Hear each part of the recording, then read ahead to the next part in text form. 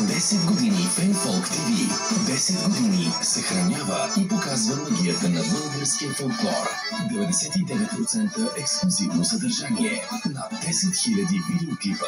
Над 5000 изпълнители. Над 700 предавания. Над 100 концерта на живо.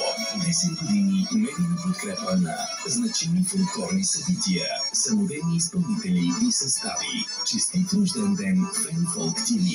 Българското сега и завинаги. 18-то издание на Международен фолклорен фестивал Малешево пее и танцува. Заповядайте на 6, 7 и 8 октомври село Микрево, община Струмяни.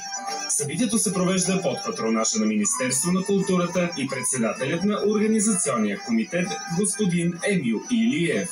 За 18-ти пореден път фестивалната сцена се превръща в жарава от багри и ритми и събира фолклорното и културно богатство на Балканите и цяла Европа. Гости-изпълнители от България, Сърбия, Гърция, Турция, Молдова, Унгария, Хърватска. За повече информация посетете нашия сайт www.strumiani.org. Международен фолклорен фестивал Малешево пее и танцува. 6, 7 и 8 октомври, село Микрево, община Струмяни. С медийната подкрепа на Фенфолк ТВ. 10 години Фенфолк ТВ.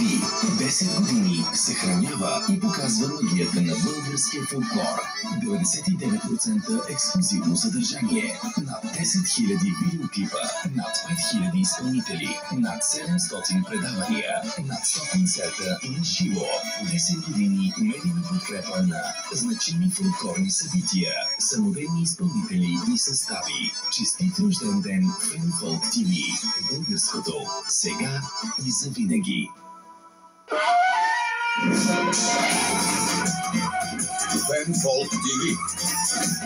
Българското сега и завинаги.